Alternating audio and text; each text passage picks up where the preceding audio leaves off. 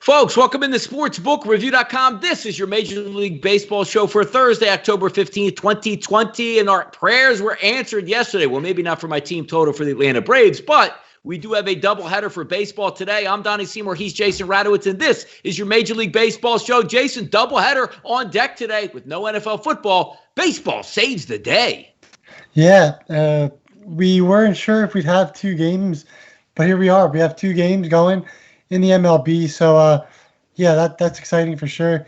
Some interesting games yesterday. Of course, the Dodgers, I did recommend taking a bunch of those left-handed bats in the Dodgers lineup. And a lot of people let me know later that they actually took a couple home run props and whatnot for that game.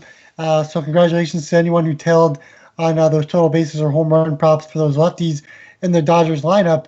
But to foreshadow the future, I think we might be seeing that again in today's game as well.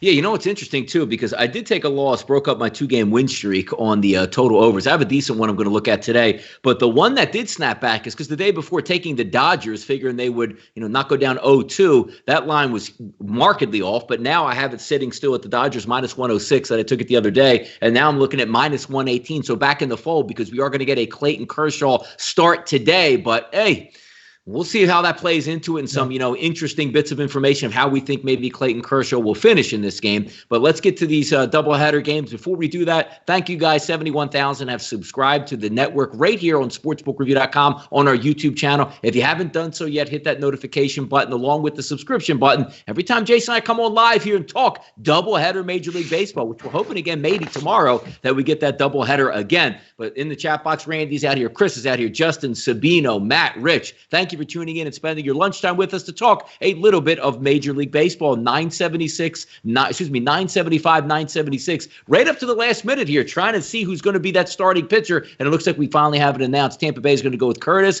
and the Houston Astros are going to go with Garcia. About a 50-50 ticket split here. If we look at the over-under, 9s across the board, some 8.5s. But now we're seeing maybe some of these lines jump around a little bit as we see Pinnacle offshore at minus 134, Chris at minus 140, FanDuel, some of the New Jersey outlets hovering right around that minus 140 range. This is an interesting one because as we always talk about here on the show, both myself and Jason, it's a lot easier when you know a lot about the starting pitcher. You think he's going to go at least 5 or 6 innings if he has a decent outing. That doesn't look like it's going to be the case today. Another all hands on deck in a closeout situation for the Houston Astros, Jason. Yeah, this is going to be this is a bullpen game for both teams. Just trying to get on to game 6, Are the Astros really?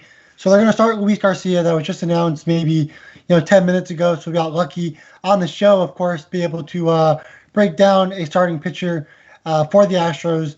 But again, it's going to be Garcia. This is a guy. He's only played 5 games the entire season. Looks like he had 1 start. 5 innings pitched in 1, and then another outing. He had 4.1 innings pitched. After that, it's just been kind of like 1-2 inning pitch performances here and there. It's likely going to be Framber game 6, McCullers game 7, and of course the Rays. They're hoping they can win this game with John Curtis and the bullpen, and they're hoping they can start Snell in game 1 of the World Series if they can pull out this one, which makes sense, of course. But if they can't get the job done here, Snell's gonna have to go game 6, and then they're going to have to probably pitch Morton game 7. And if they go to the World Series, Glasnow will probably get the start for game 1, which isn't too bad for the Rays. So the Rays are in much better shape now and in the future. Obviously, by winning the first 3 games, of course, you're in the better shape. But, again, this is going to be a game where both guys, short leashes, they won't be pitching deep. Whose bullpen do you trust more? Of course, I think you trust the Rays more. Of course, you trust their fielding as well. But, yeah, this is going to be interesting. Garcia, he's got a over 5 xFIP. Obviously, again, it's a small sample size. There's not much on him, but he did have a 2.92 ERA. Didn't pitch bad in relief. Did have 5 walks in those 9.1 innings pitched. When he pitched deeper, he had more walks. So if you think that Garcia is going to go a little bit deeper in this game, maybe say he goes 3, 4, 5 innings, he will have some walks on his on the box score. And the Rays get guys on base. They can definitely score some runs early in this game as well. So with that said, I do think the Rays win this game. But again, I think that the Dodgers-Braves game later on is the game to really bet on. I think there's a lot more value and a lot of different plays that you can make in that game. If you want to bet both games, I understand that. Take the Rays. But, for me, I think we're just going to look past this game and go on and move on to the next game on the slate.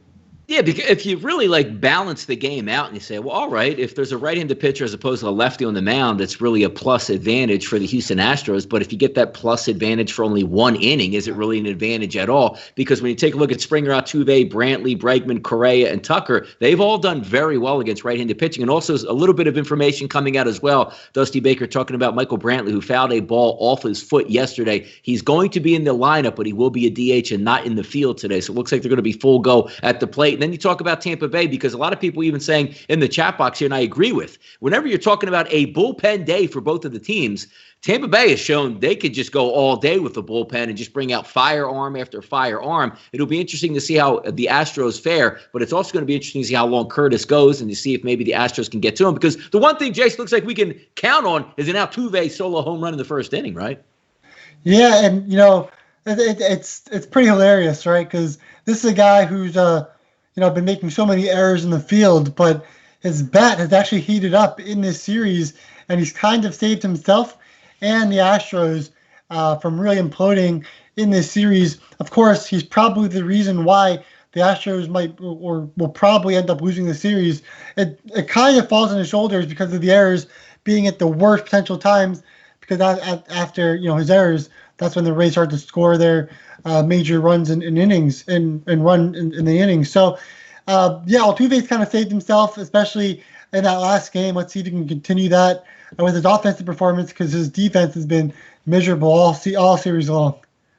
And as Bob Nightingale's reporting here, obviously Curtis will be the opener for the Rays today, and that just means, play by play after Curtis gets out of the game. How long does he stay in? One inning, an inning and a half, 3 or 4 outs. Maybe he gets through a full 2 innings. We don't know that off the bat. And again, as gamblers, the hardest thing to prognosticate is how long somebody's going to be in. You don't have these issues typically during a regular season game because you can factor in on what's going to go on and happen. But in these games, and you're right, the second game probably has a little bit better advantages or angles that you can take a look at. But the lineup is out here, Jason, for the Rays. Lau, Rosarena, Meadows, Diaz, Choi, Margot, Wendell, Adames, and Zunino will start. We'll see if we can get some of these lineups here throughout the show if they do pop in. But I do agree with you. The second game to me feels a lot better. 9s across the board. I could see it going over, or I could see that bullpen out there absolutely dominant for Tampa Bay. And when you're in closeout type of situations, as you get into the late innings, you're not playing for the big inning. You're playing for, hey, if we get a leadoff walk, we might be able to just move the runner to second base and try to manufacture a run. Whereas if it's not the case, you're just going to let them swing away, and instead of giving away an out, you might have second and third with no outs, as opposed to just a guy standing on second with 1 out. But let's get to the second game, because it has a lot of interest in it. 977, 978. Clayton Kershaw, yes, going back on the mound. That is a plus advantage for the Dodgers.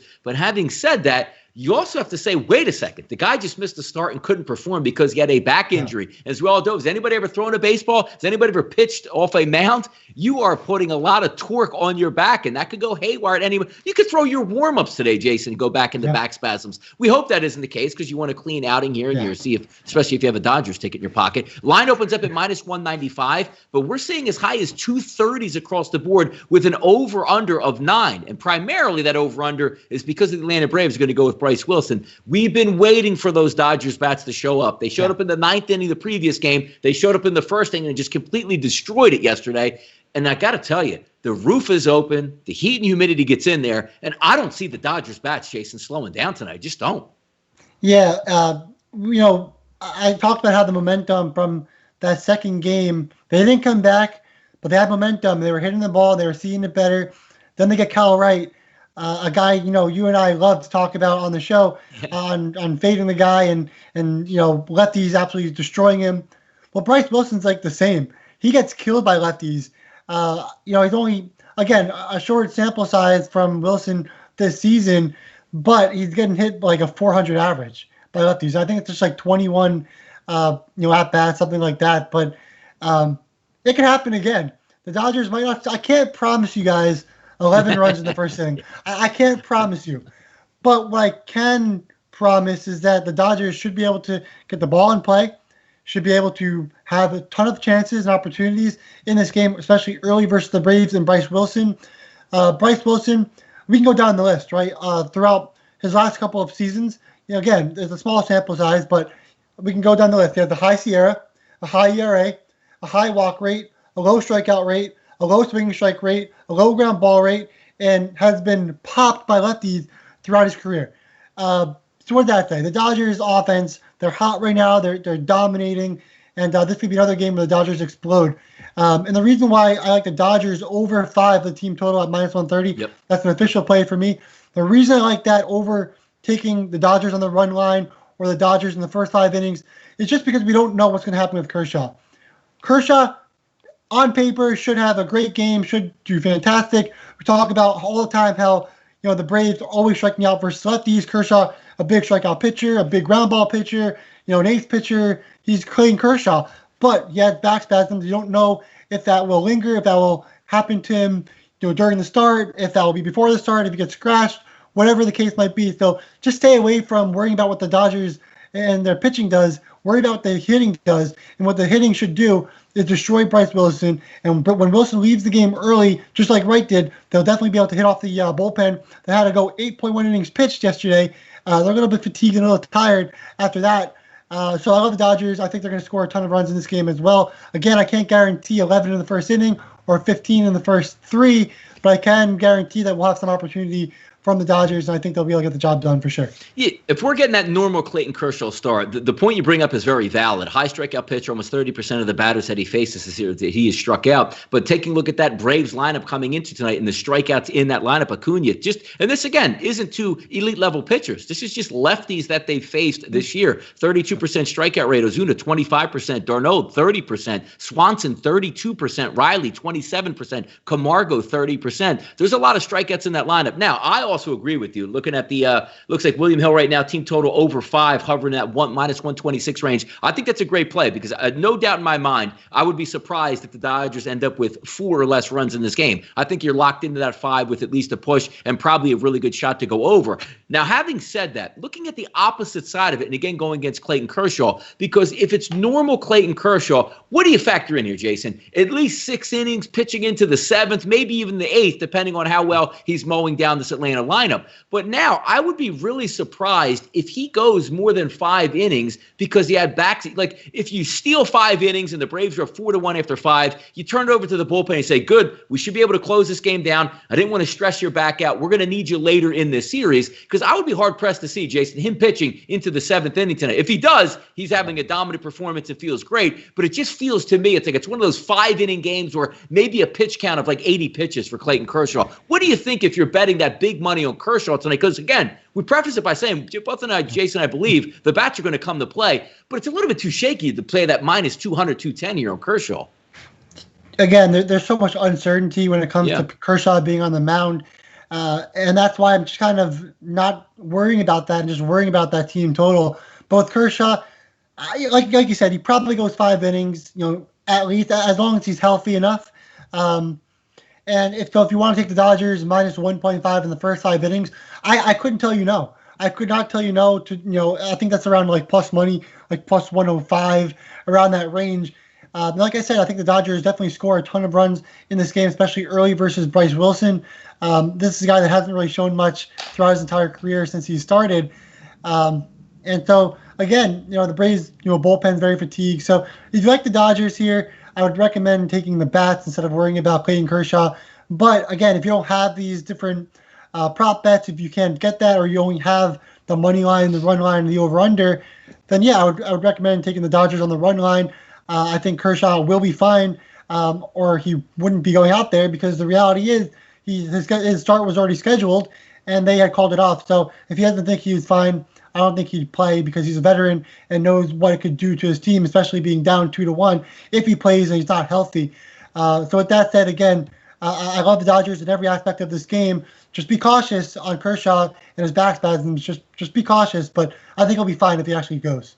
It's funny because I'm cheering on yesterday. I saw the Dodgers explode in the first inning. I'm like, this is great because they're not going to be any high leverage situations. The Braves will just be able to get one in the fourth, one in the fifth, two in the seventh, and I'll be able to like cruise into victory. They almost were able to get it, but waited to the ninth inning, only got 3 runs. But now the contrarian in me sits here and looks at the team total over like the Braves. Over 3 is their team total. How many times during the summer were you fighting like, ooh, get it at 5.5 before it goes to 6 because they're going against the Mets, the Phillies, or whoever it is in the National League. But I look at that 3. If I'm getting full go Clayton Kershaw, I might take a step back and say, 3 sounds about right. I think they can get the 4, but I don't see them exploding against the Dodgers. But if this is one of those Clayton Kershaw starts where he's just, not really putting that much into his fastball. Maybe his velocity is off maybe a mile or two. They have a lot of good bats that can catch up to it. And that contrarian to me, Jason, I sit at that 3 and think, man, that is really low because even if he has a good game, you could see the Braves getting 3 here. Yeah, there's 100% there's value on that. We talk about the Dodgers bullpen all the time. They've blown plenty of leads. They've done plenty of crazy things in that bullpen.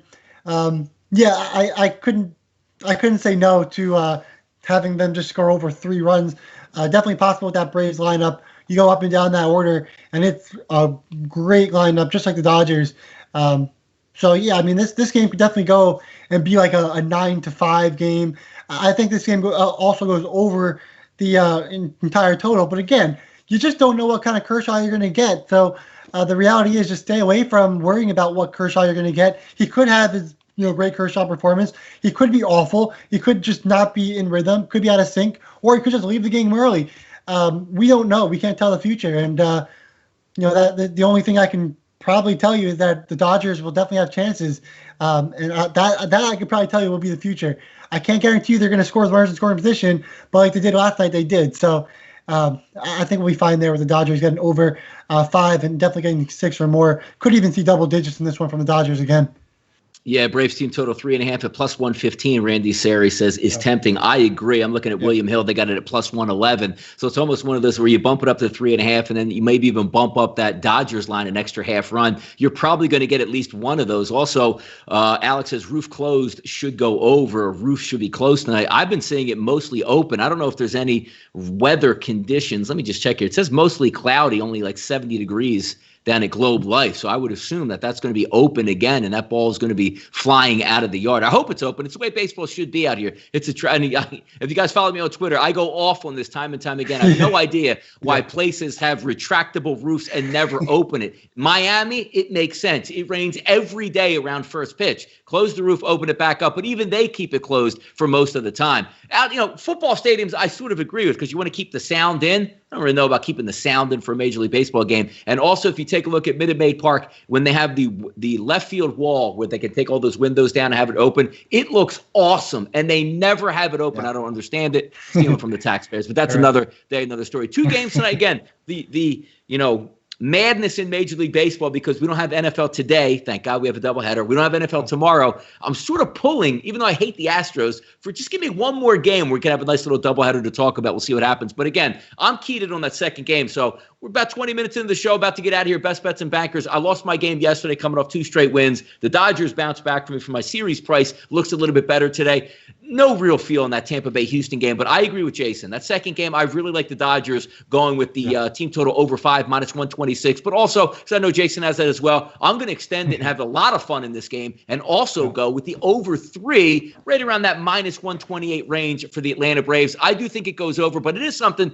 to keep an eye on here. If that roof is open, the ball's going to fly. The Dodgers are going to score, and I'm just hoping for those mercy runs for the Braves they didn't get yesterday, and they can tack on later in the game. Those are the ways I'm going. Jason, team totals, overs, sides. What are we looking at here tonight in your best bets? Go ahead. So we're going Dodgers over 5 on the team total. The roof open or roof not open, I don't think it will really matter against Bryce Wilson. This is a guy, so far this season in 15.2 innings pitched, he's walked 5.17 batters per 9 innings. So it hasn't been good for him.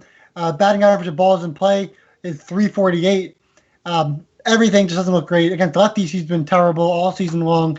Like I said, I like the over 5 on the team total. But just like I said yesterday, anyone on total bases, anyone on home runs, especially the lefties, can definitely get the job done in this game for the Dodgers. I love any of these lefties bats against Wilson, and I think the righties get a ton of walks in this game, kind of really just kind of work the count and do what they got to do. But the lefty slugger should definitely be able to get some extra base hits. And, I think the Dodgers obviously have the best ISO numbers on the entire slate, 100%.